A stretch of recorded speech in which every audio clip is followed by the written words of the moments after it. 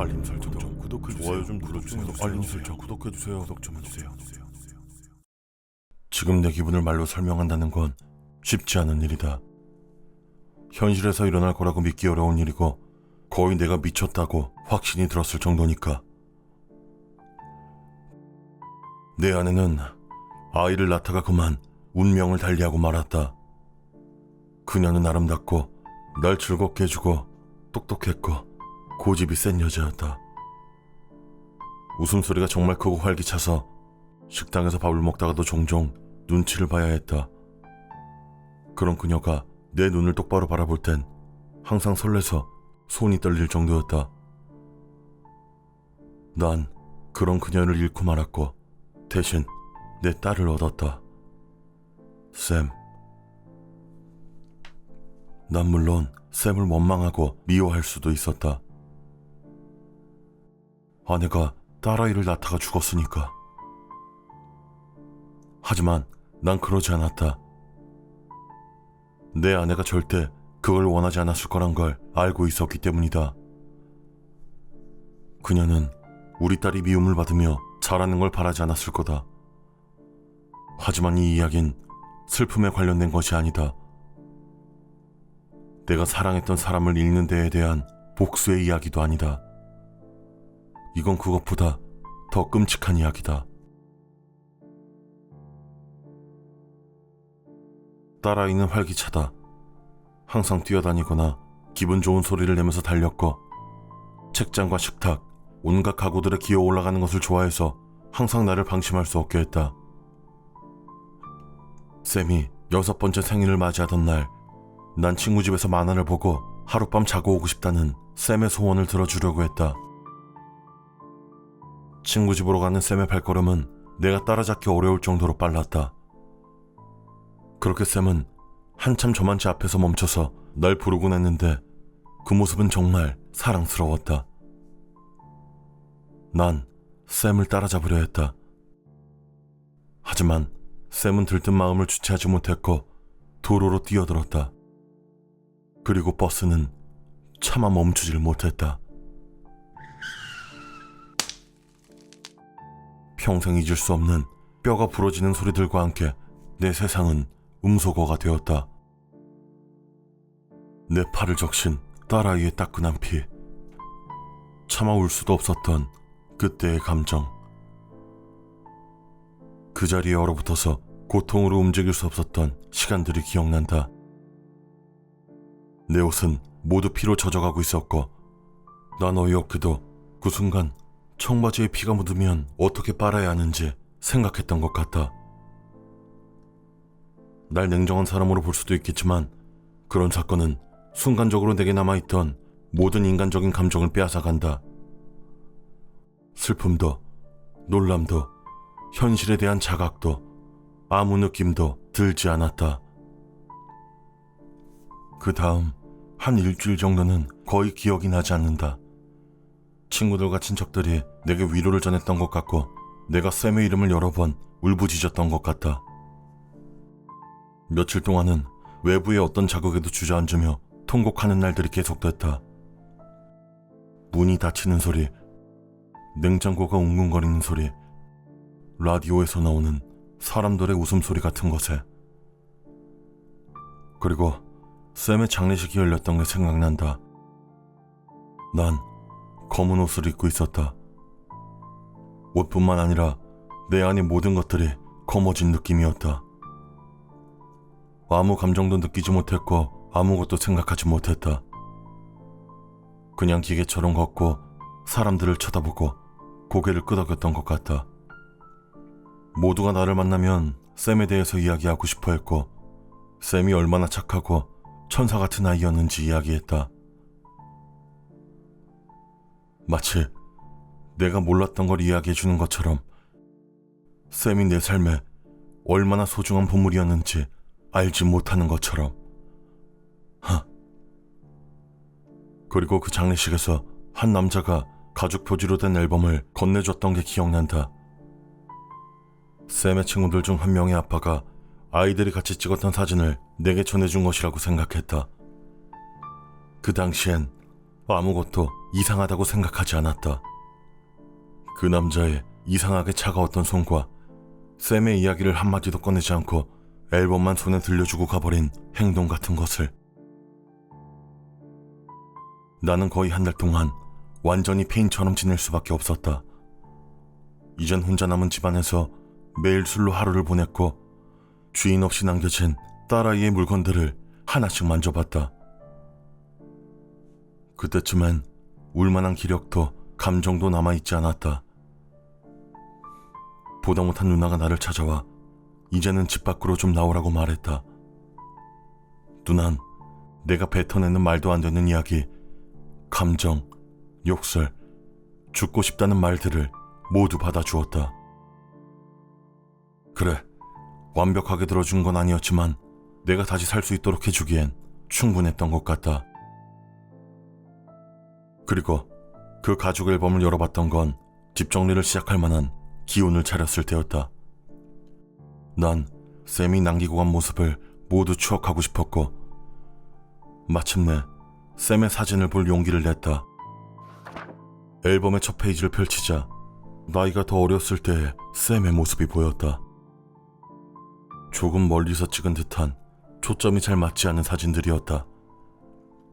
몇몇 사진엔 나도 함께 찍혀 있었다. 그리고 집 안에서 찍힌 사진들도 있었다. 그 사진들은 내가 알고 있는 상태에서 찍힌 사진이 아니었다. 난 꺼림칙한 생각이 들었지만 이 사진첩의 정체를 알아야겠다는 생각으로 계속 페이지를 넘겼다. 그리고 도대체 그 남자가 이런 사진들을 어떻게 찍을 수 있었는지 의문이 들기 시작했다. 분명 딸과 둘만 있던 순간에 찍힌 사진들도 있었고 사생활 침해에 가까운 사진도 있었다. 사진은 점점 딸이 세상을 떠나기 전과 가까운 시점이 되어갔다. 5살 생일에 내가 처음 샘에게 세발 자전거를 사줬던 날, 그리고 결국 그날 무릎이 까져서 울던 샘의 모습까지, 그리고 샘이 세상을 떠나기 전날에 찍힌 사진도 있었다. 논리대로라면 그 사진의 뒷장은 비어 있어야 했지만 그렇지 않았다. 페이지를 넘겨보니 친구들과 만화 영화를 보고 있는 샘의 사진이 있었다. 사고가 나지 않았다면 샘이 만났어야 할 친구들이었다.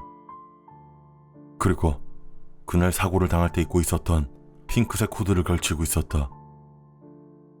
사진은 거기서 끝이 아니었다. 조금 더 성장한 딸의 생일 파티 사진이 보였다. 케이크에 꼽힌 초를 볼 때 7살 생일인 것 같았고 마당의 바닥에서 펼친 종이에 신나게 물감을 뿌리고 놀고 있는 나와 샘의 모습이 보였다. 7번째 생일. 난 그제서야 소스라치게 놀라며 앨범을 덮어버렸다. 그리고 나도 모르게 앨범을 테이블에 올려놓은 채 뒤로 물러나 가죽으로 된 두꺼운 표지를 바라보며 생각했다. 정말 고약한 장난이라고. 누군가가 내게 끔찍한 고통을 안겨주고 싶어서 포토샵으로 합성한 사진들을 보낸 거라고. 가능성이 낮은 일이었지만 그것 외에는 다른 논리적인 이유를 설명할 수 없었다. 나는 끔찍한 표정으로 이를 갈면서 앨범을 더 펼쳐보는 것 외에는 할 수 있는 일이 없다고 생각했다. 도저히 그게 무슨 감정인지 설명할 수 없다. 아무도 이런 상황에는 마음의 준비를 할 수 없는 거니까. 사진첩 속 샘의 인생은 계속됐다. 처음으로 이빨이 빠진 날의 사진과 중학교에 입학한 날에 찍은 사진. 난 점점 더 공격적으로 페이지를 넘기기 시작했다. 그러다가 난 뭔가를 깨닫게 됐다. 사진 속 샘의 모습은 조금씩 커지고 있었다. 정확하게 말하면 사진들은 점점 더 가까이에서 찍은 모습이었다. 모든 사진이 그렇지 않았지만 대체로 사진 속 샘의 나이가 들어갈수록 그런 경향이 확실했다. 10대가 된 샘의 모습은 너무 아름다웠다. 마치 아내를 꼭 빼닮은 모습이었다. 곱슬거리는 머리와 웃는 모습도 애 엄마와 판박이었다. 사진들 안에는 가끔 지금보다 나이가 든 내 모습도 보였지만 사진 속에 내가 나오는 횟수는 점점 줄어들고 있었다. 그리고 샘의 16살 생일날은 뭔가 이상했다. 내가 아니라 친구들과 함께 어딘가의 초원에서 시간을 보내는 모습이었다. 바닥엔 피크닉 매트를 깔아두고 손에는 플라스틱 컵을 들고서. 그런데 사진의 배경에 뭔가 이상한 게 보였다. 그것은 사진을 찍은 사람 쪽에 뭔가 검은 그림자가 보였다. 아주 조금의 그림자였기 때문에 형체를 확실히 알아볼 수는 없었다. 난 사진을 계속 넘기면서 샘이 어떤 모습으로 자라는지에만 한동안 집중하고 있었다. 그랬기 때문에 그제서야 다시 한번 이상하다는 생각을 하게 됐다. 너무 현실감이 없었다. 꿈을 꾸고 있는 것 같기도 했고 TV 프로그램을 보는 것 같기도 했다. 그래도 난 계속해서 사진첩의 페이지를 넘겼다. 그 검은 그림자는 사진 속에서 갈수록 존재감을 키워갔다. 이젠 거의 형체를 알아볼 수 있을 정도였다. 사진이 점점 뒤로 갈수록 그림자는 다시 사라졌지만 샘의 18번째 생일이 되자 사진은 더욱 가까운 곳에서 찍혀 있었다. 그리고 사진이 찍혀 있는 장소도 이젠 내가 모르는 집으로 바뀌어 있었다. 그리고 샘의 표정도 바뀌어 있었다. 더 이상 즐거워하는 표정이 아니었고 공포에 가득 찬 그런 표정이었다. 그리고 이상한 모습으로 사진을 찍고 있었다. 사진 속의 샘의 모습은 얼굴이나 몸에 멍이 가득했고 흉터가 보이기도 했다. 살려달라고 울부짖는 것 같은 모습을 찍은 사진도 있었다. 누군가에게 맞은 것처럼 방 한쪽 구석에 쓰러져 있는 사진, 학대를 당하는 듯 옷차림이 엉망인 사진도 있었다. 그리고 샘의 모습은 점점 말라갔고 얼굴은 창백하고 눈 밑은 점점 시커매져 갔다. 그리고 사진 속에서 남자로 보이는 한 사람의 손이나 발이 등장했다. 마치 샘을 때리려고 하는 자세를 취하고 있거나 발길질을 하는 모습도 있었다. 난 그제서야 사진첩을 덮어버리고 말았다. 도저히 더는 볼 수가 없었다. 이건 더 이상 장난이 아니었다.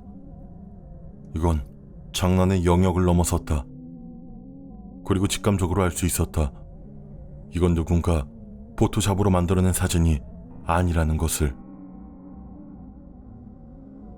난 앨범을 테이블 위에 놔둔 채 방에서 나와버렸다.